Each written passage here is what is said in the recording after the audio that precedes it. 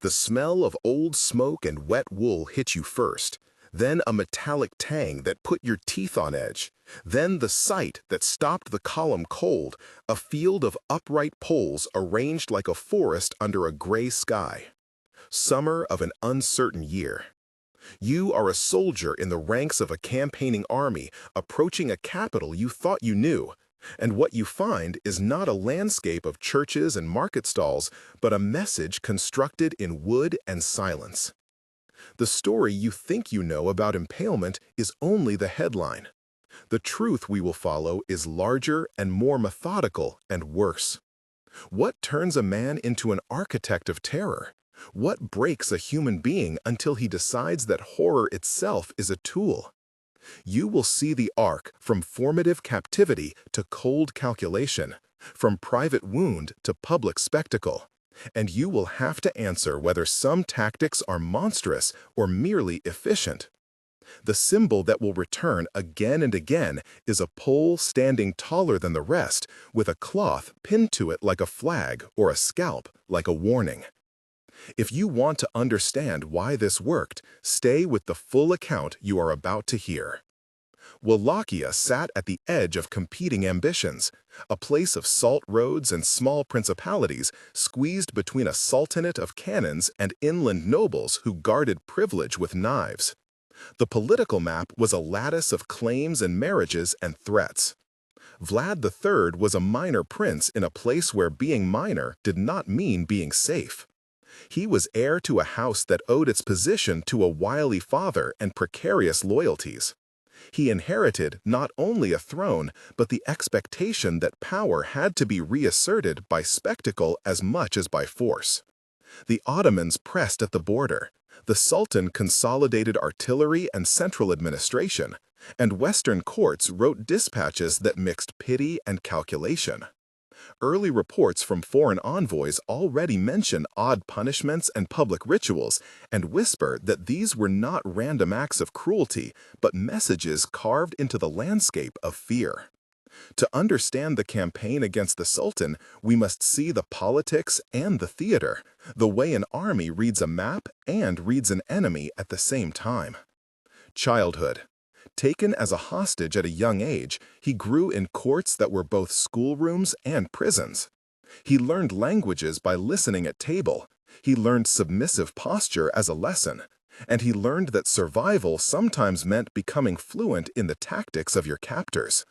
The sound of chains, the smell of stew served in cold battering rooms, and the awkward textures of foreign cloth marked his earliest memories. His innocence was traded for lessons in administration and discipline. Format and timing. Dressed for ceremonies, he watched executions not as an alien horror, but as a ritualized communication. He saw how aesthetics of punishment translated into obedience. He learned to think like an occupier rather than simply like the occupied. Loss and set against learning. When his father fell and brothers were killed, the private grief bent into a public calculation. It was not only anger, it was an education in how trauma becomes an instrument. These 3 moments of his early life shaped a man who internalized both humiliation and the grammar of intimidation. The years of capture taught him methods he would later repurpose as policy. He read contemporary manuals and observed guard rotations and the way rumors moved faster than messengers. He kept notes in his head of what broke men more quickly: fear of isolation, fear for kin, fear of public shaming, and the anxiety of unending uncertainty. Back in his principality, he converted observation into design. He did not invent violence, he reorganized it into a communication system, much like a strategist uses supply lines and scouts. He aimed not solely to kill, but to collapse morale and to broadcast inevitability. The turning point came after a betrayal within his own house, a dinner where allies failed to arrive, a letter with forged signatures, the murder of a sibling on a roadside. This sequence was personal and public. The loss became the trigger that made private tactics public. The planning that followed was methodical. He met his captains in a low room lit with oil lamps and spoke in controlled voices. He forced his internal circle to rehearse spectacles as if they were ceremonies of state. He named roles and rehearsed sentences for envoys. He assigned a man called Pachi to draft letters for the foreign merchants. He sent frequent patrols led by a scout named Ion, and he tasked a trusted commander named Koman with selecting sites for displays. All of this had the cadence of logistics, not of madness. The coronation feast that followed was never intended to be a celebration. It was engineered as a test, a trap, and a declaration of authority wrapped in the familiar shape of a banquet. The great hall smelled of roasted meat, heavy oils, and the faint metallic note of candle smoke drifting against the rafters. Servants moved with forced calm, their steps measured, their eyes lowered, as if they too sensed the tension hidden beneath the surface of ritual. The nobles who arrived encountered tables glistening with polished brass and silver, fabrics embroidered with patterns of inheritance and pride, and hearths glowing with the warmth they believed was meant for them. But nothing in that room had been arranged for their comfort. Those who later survived or fled recalled the same unsettling shift, the realization that the feast had been staged not to honor them, but to observe them.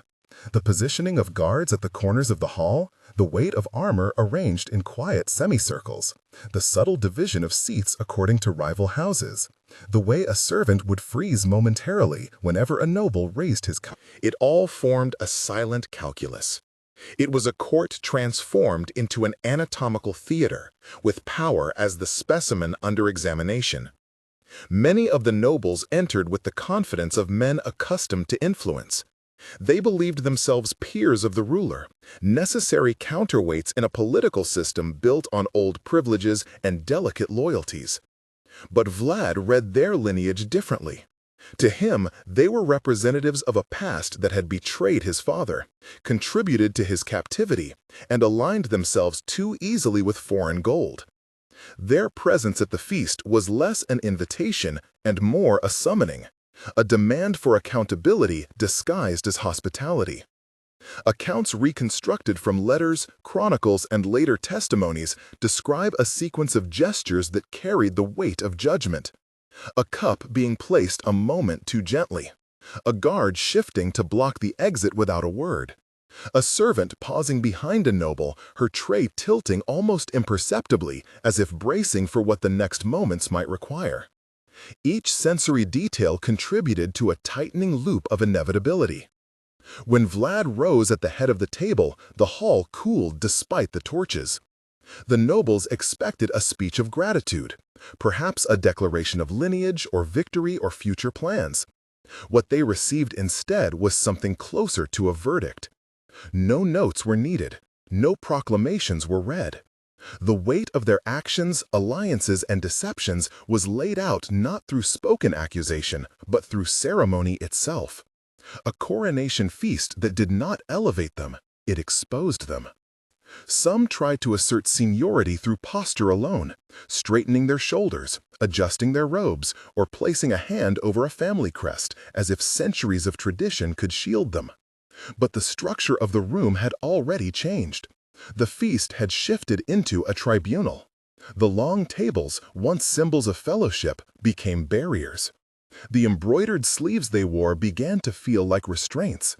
Even the scent of seasoned meat turned oppressive, mingling with the heat of the torches and the low murmur of armored guards breathing behind them. Survivors wrote that the physicality of the purge was unforgettable. The press of cold wood when men were forced against the tables, the scrape of boots on stone as positions shifted, the murmur of fear traveling like a current through noble ranks that had never imagined themselves subject to such immediate reckoning. The feast became a tableau of obedience, an example for the entire principality. Conspirators were reduced, internal fractures were exposed, and what had been private resentment became public submission. By the end of the night, those who thought themselves neutral had fled the court entirely, while mercenaries and minor factions quickly reoriented their loyalties to the only force that mattered, the sovereign who had turned a feast into a demonstration of absolute will. If the purge addressed internal betrayal, the next act targeted the external threat, the Ottoman Empire. The arrival of an Ottoman envoy was a moment that protocol demanded be treated with formality, even respect. He carried a sealed letter wrapped in silk, and his turban was tied in the elaborate style reserved for emissaries entrusted with imperial command. The combination was both symbol and weapon, a reminder that tribute had been expected, demanded, and delayed. What occurred in the audience chamber that day became one of the most analyzed moments in Wallachian-Ottoman relations. Unlike the chaotic fires of battle or the swift devastation of raids, this was a confrontation built entirely from posture, silence, and calculated breach of etiquette. The envoy approached with the confidence of a man who represented a vast empire, certain that the weight of the Sultan's seal was enough to dictate the atmosphere of the encounter. But Vlad treated the arrival not as diplomacy, but as an intrusion. Every movement in the room, every shift of armor, every reorientation of a servant's gaze, every narrowing of the ruler's expression was designed to dismantle the envoy's authority without a single overt threat. Chroniclers describe the scent of ink and leather from the sealed document mixing with the bitter smell of cold air entering from the open windows, as if the room itself refused to warm to the visitor. The examination of the letter was slow and theatrical, not as a gesture of respect, but as a test of intention. The guard assigned to present the seal stepped forward in a way that violated Ottoman diplomatic custom. Too close, too assertively, without waiting for protocol. The envoy recoiled instinctively, not from fear, but from the shock of witnessing ritual defied. The breach of etiquette registered in the room like a crack in polished stone. Those who observed it later wrote of how the air seemed to thicken, as though the chamber had shifted from negotiation to indictment. What followed was not marked by shouts or threats, but by a long, unbroken tension. Vlad stood unmoving, watching the envoy with the deliberation of a man who understood exactly where Ottoman pride was most vulnerable. The envoy's composure weakened under that scrutiny. The seal that was meant to assert dominance was now a symbol of exposure. The emissary had expected debate.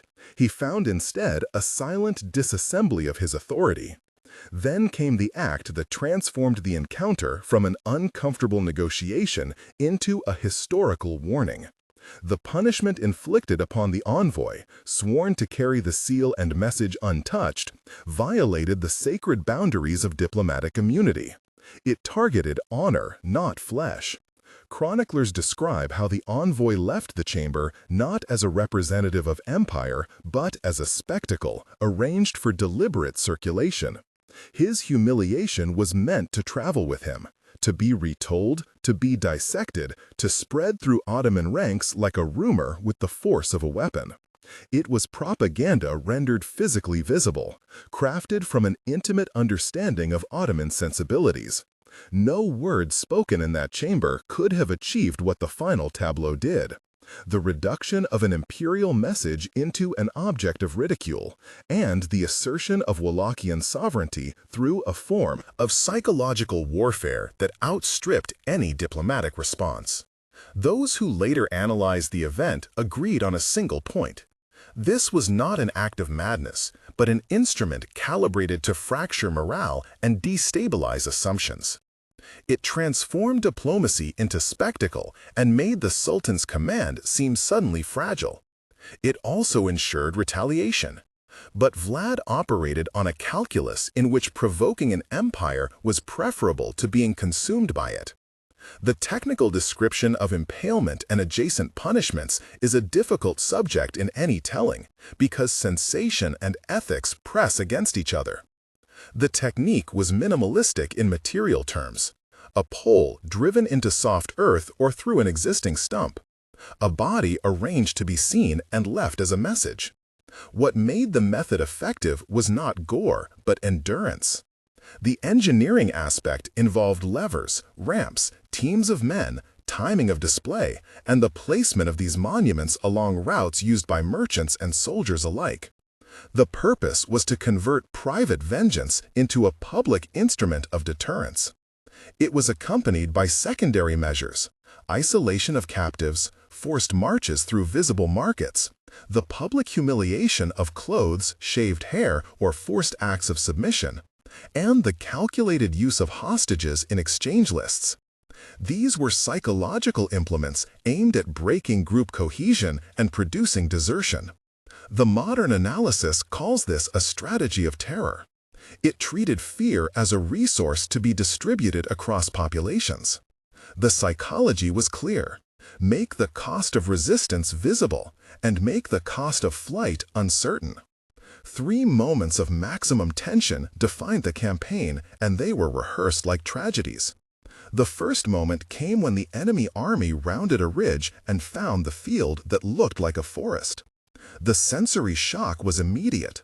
The stench of standing bodies, the creak of wood under wind, the metallic glint of helmets far away. The effect was to stop movement, to produce a moment of paralysis within the opposing command, and to force a choice. Do they attack a leader who signals that he is capable of unlimited public violence, or do they withdraw in the hope of preserving their own honor? Tension 1. Commanders argued under a gray sky. Men cursed and some threw up. There was bargaining in whispers, and the decision to retreat underlined the power of spectacle rather than of numbers. The second moment of tension happened in a city square, where a turbaned band had been nailed to a pole, and that act provoked retaliation by an enemy that almost succeeded in killing the Sultan. There, the sequence of clanging armor, pounding hooves, and a near breach created an adrenaline-charged incoherence that undercut the Sultan's aura of invulnerability. Tension 2. For a brief day, the enemy felt strikeable, and their center of command appeared vulnerable. The third moment came in a nocturnal assault that depended on stealth, scouts, and burning boats, and succeeded in routing a contingent of the enemy while the main army was away. The smell of wet driftwood, the soft mud sucking at boots, the near silence of men with muffled oaths, and the sudden flash of flame created a terrifying intimacy. Tension 3. Victory was swift and decisive, not because numbers were superior, but because fear had been weaponized, and the enemy misread the scale of the cost. Throughout these years, a cast of named figures moved through the narrative. Besides Vlad and the Sultan, Mehmed, there were brothers and rivals and envoys. Mircea, a scout who sent back coded messages. Radu, his brother, who sometimes counseled caution. Stefan, a boyar whose fate signaled internal punishment. Pachi, the letter writer who forged rhetorical blows. Yusuf, the envoy who carried humiliation. Koman, the commander of punitive patrols. And Patru, a merchant who witnessed the roadside displays. Each of these people had discrete actions. Mircea rode ahead and selected fields. Radu argued in council and lost. Stefan refused an oath and paid with exile. Pachi drafted notices that turned atrocity into law. Yusuf carried a binding message home. Koman organized the camps, and Petru smuggled reports to Western courts. Their small acts accumulated into a campaign that changed the balance of power. The campaign succeeded in the short term. It deterred incursions. It produced a wave of desertions, and it reasserted central authority. Yet the methods carried an irony. The spectacle that consolidated power also painted the ruler as exceptional in a way that alienated neighbors and frightened potential allies. Power born of fear is brittle, and once the external pressure shifted, the same mechanisms that cowed others became the markers of vulnerability. The fall of the ruler felt almost inevitable. He who had mastered terror had few tools left to translate fear into durable institutions. The same propaganda that encouraged obedience also made enemies relentless in revenge and grand powers unwilling to compromise. On the battlefield, the Sultan's patience and resources eventually reclaimed momentum, and the calculus that had rewarded spectacle now counted against its architect. 1 month later, the landscape had already begun to change. The polls remained, but the political markets shifted. Merchants rerouted caravans to avoid the most striking displays, and rumors spread faster than the physical messages. State correspondence circulated assessments of the long-term risks. Some foreign courts recorded their horror and their admiration in the same breath. They argued over whether what had happened was governance or a crime. The local peasantry tried to resume harvests, even as they watched soldiers dismantle visible signs of previous displays. The sense of immediate obedience lingered, but practical alliances adjusted. A pragmatic pact was brokered with a minor noble named Ion, who had seen enough to change sides. Public psychology moved in two directions: relief among those spared, and deepened paranoia among those in power. The lesson seemed to be that terror worked as a rapid shock, but was poor at producing allegiance beyond fear. 3 months on, the archives show a different political terrain. The Sultan had mobilized a diplomatic assault and pressured neighboring principalities to choose sides. The international press of the time, which in some cases meant letters and embassy reports, collected testimonies and circulated images in words that spread beyond the region. This expansion of knowledge eroded the secrecy that had once amplified spectacle. The ruler who relied on public horror found that the spectacle no longer controlled interpretation. Instead, it invited condemnation and scholarly curiosity, and that rippled into diplomatic isolation. Economic pressure began to bite. Trade fees rose, and mercantile voices urged caution, restoring some balance to those who had been cowed. The psychological calculus of cruelty had mutated into a reputational cost, and reputations mattered with far older and wealthier partners. 6 months later, the ultimate irony unfolded. The instruments of terror produced enemies who were energetic and patient enough to exploit them. Internal conspiracies that had been frozen in fear thaws in the face of administrative neglect. Factions coalesced and foreign envoys found openings. They did not only plot murder, they wrote law appeals, they argued for recognition of a rival claimant. The spectacle had transformed the ruler into a symbol that could be used against him. His death or removal was not a neat moral inversion, but a pragmatic result of alliances and exhaustion. The legacy after 6 months was complex. The physical markers were either dismantled or repurposed into warnings. The propaganda had seeded stories that grew into legend and slander, and memorial notes written by survivors and merchants spread a version of events that ensured the name of the ruler would be spoken for centuries. The epilogue shows how tools of governance that rely on fear can produce short-term compliance but long-term fragility, and how a tactic that once seemed efficient ends up consuming its creator. In the end, the Forest of Poles is both a literal and metaphorical image. It taught armies how to read the landscape and taught states how to translate individual vengeance into policy. The psychological analysis is unsettling because it shows how ordinary mechanisms of administration and communication can be weaponized into terror. The man at the center was neither a monster born whole nor a rational utilitarian alone. He was a product of captivity and of political structure and of personal loss. He applied techniques of punishment like an engineer might apply hydraulics. He combined spectacle, propaganda, scouting, and tactical ambush into a coherent set of practices that worked until they did not. The lesson for our time is blunt. Fear can be engineered, it can be made technical, and it can be made systemic. Yet systems that depend on fear are fragile and contagious. They invite escalation and create martyrs and memories that outlive immediate control. If this account shifted your understanding of a figure you thought was only monstrous, consider how techniques of control move between contexts and times. If you want to discuss which element shocked you most, start your comment with the word pole or turban. Tell us whether you see this as strategy or as atrocity. If you want more investigations that mix evidence, psychology, and consequence, subscribe for more narratives that explain why some tactics succeed and why they ultimately fail.